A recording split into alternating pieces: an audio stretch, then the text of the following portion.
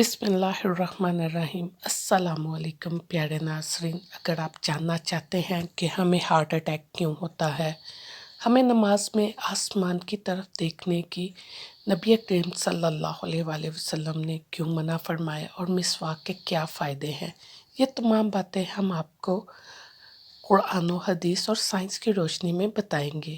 یہ ویڈیو آپ کے لیے بہت فائدہ مند ہونے والی ہے، اس لیے اس ویڈیو کو اینڈ تک ضرور دیکھیے گا۔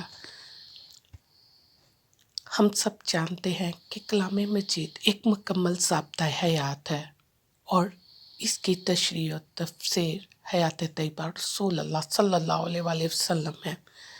غیر مسلم سائنسدانوں نے پوری کوشش کی کہ کلام مجید میں کوئی غلطی مل جائے، مگر وہ ناکام رہے اور تقریباً 80% واقعات کو سائنسی طور پر صحیح ثابت پایا۔ جو 20% رہ گئے ہیں وہ بھی انشاءاللہ تحقیق کرنے پر درست ثابت ہوں گے۔ کیا آپ جانتے ہیں کہ رسول اللہ صلی اللہ علیہ وآلہ وسلم زندگی بھر کبھی بھی بیمار نہیں ہوئے، جس کی وجہ وہ عادات ہیں جنہیں سائنس آج ایک صحت مند زندگی گزارنے کے لیے سب سے ضروری سمجھتے ہیں۔ رسول اللہ صلی اللہ علیہ وآلہ وسلم صبح بہت جلدی اٹھ جایا کرتے، بلکہ ایسی کوئی روایت نہیں ملتی کہ آپ صلی اللہ علیہ وآلہ وسلم کی تہجد بھی کبھی قضا ہوئی ہو۔ سورج نکلنے سے قبل اور 1 گھنٹے بعد کا وقت آکسیجن سے بھرپور ہوتا ہے۔ آج سائنسی تحقیق کی بنیاد پر صحت کے اعتبار سے 24 گھنٹوں میں یہ بہترین وقت ہوتا ہے جس میں آپ کو زیادہ سے زیادہ آکسیجن لینے کا موقع ملتا ہے، جو کہ آپ کے صحت مند زندگی کے لیے ایک بہت مفید عمل ہے۔ صبح نیند سے اٹھنے کے بعد رسول اللہ صلی اللہ علیہ وآلہ وسلم آنکھوں کا مساج فرماتے۔ باڈی کا پورا نظام 11 سسٹم پر مشتمل ہوتا ہے۔ اگر آپ آنکھوں کا مساج کرتے ہیں تو یہ سسٹم 10 سے 15 سیکنڈ میں فوراً بحال ہو جاتا ہے۔ رسول اللہ صلی اللہ علیہ وآلہ وسلم بستر سے اٹھ کر کچھ دیر بیٹھے رہتے اور سورۃ اخلاص پڑھ دیتے، جس کو پڑھنے میں تقریباً 1 منٹ صرف ہوتا ہے۔ آج میڈیکل سائنس بتاتی ہے کہ ہمارے دماغ میں ایک بیٹری ہے جس کے ایک حصے سے دوسرے حصے کے لیے بلڈ کے لیے ایک پل بنتا ہے۔ اس طرح اس پل کے ذریعے سے ہی ہمارے پورے دماغ کو بلڈ کی سپلائی بحال ہوتی ہے کہ جہاں سے ہمارا پورا جسم کنٹرول ہوتا ہے۔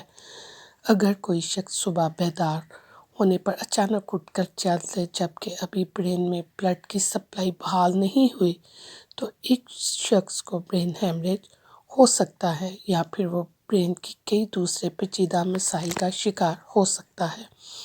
آپ صلی اللہ علیہ وآلہ وسلم کی عادات مبارکہ تھی کہ دوپہر کے کھانے کے بعد 20 سے 25 منٹ آپ صلی اللہ علیہ وآلہ وسلم سو جایا کرتے تھے۔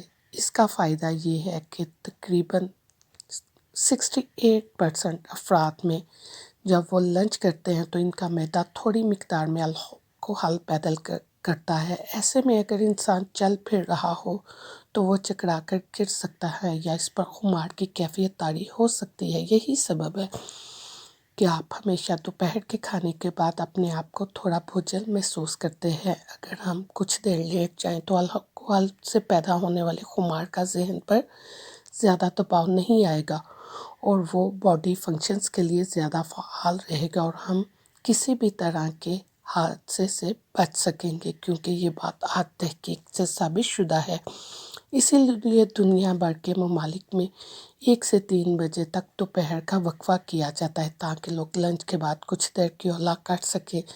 آج پورا یورپ رسول اللہ صلی اللہ علیہ وسلم کی سنت کو اپنائے ہوئے ہے اور پورے یورپ میں دوپہر سے 3 بجے کا وقفہ ہوتا ہے۔ انہوں نے سنت رسول صلی اللہ علیہ وسلم پر ریسرچ کی، اسے اپنایا اور ہم سے کہیں بہتر صحت کا معیار رکھتے ہیں۔ اسی طرح رسول اللہ صلی اللہ علیہ وآلہ وسلم نے نماز کے دوران آسمان کے اوپر دیکھنے سے منع فرمایا اور یہاں تک فرمایا کہ لوگوں کیا ہو گیا ہے، وہ نماز میں اپنی آنکھیں آسمان کی طرف اٹھاتے ہیں۔ آپ صلی اللہ علیہ وآلہ وسلم نے یہ بات بڑی سخت لہجے میں کی، یہاں تک کہ آپ صلی اللہ علیہ وسلم نے فرمایا کہ لوگ اس سے پاس آ جائیں ورنہ ان کی بینائی ختم ہو جائے گی۔ اس فرمان کے پیچھے حکمت یہ ہے کہ جسے آج سائنس بھی تسلیم کرتی ہے کہ کسی کام میں یکسوئی حاصل کرنے کے لیے ضروری ہے کہ آپ کا ذہن اسی کام کی طرف ہو۔ اگر آپ اس دوران اپنا سر اٹھاتے ہیں تو اس سے آپ کی توجہ اس کام سے ہٹ جاتی ہے اور وہ توجہ واپس حاصل کرنے میں کافی وقت لگتا ہے، اور نماز میں ایسا کرنے سے آپ بھول جاتے ہیں کہ کون سی رکعت پڑھ رہے ہیں یا کون سی تلاوت کر رہے ہو، جیسے آپ کی نماز میں خلل پیدا ہوگا۔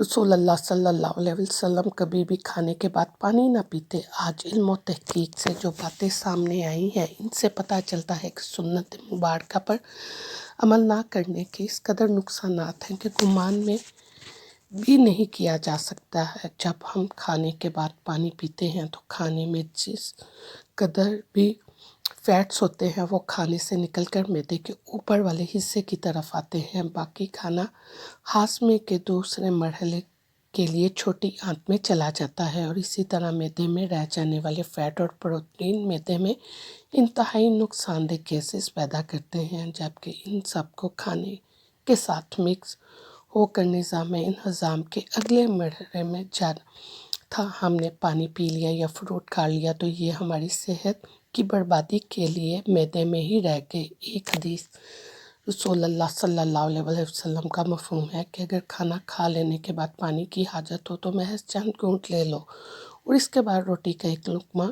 کھا لو۔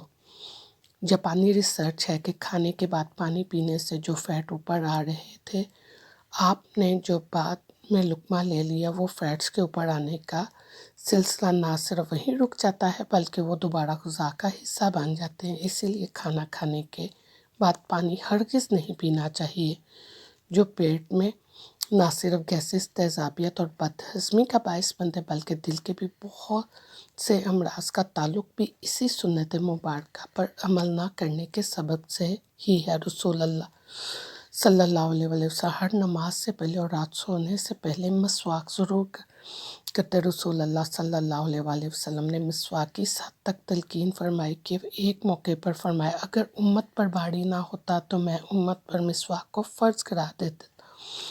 اس کے پیچھے حکمت کے بارے میں سائنس کہتی ہے کہ جب ہم کھانا کھاتے ہیں تو دانتوں کے درمیان کھانے کے کچھ نہ کچھ ذرات ضرور رہ جاتے ہیں، اور 1 گھنٹے بعد ان میں بیکٹیریا پیدا ہو جاتا ہے اور 2 گھنٹے بعد یہ ذرات نرم ہو جاتے ہیں، جس کی وجہ بیکٹیریا ہی ہے جو ہارٹ اٹیک کا سبب بن سکتے ہیں۔ آسٹریلیا کی ایک یونیورسٹی نے ہارٹ اٹیک کے 500 مریضوں پر ریسرچ کی۔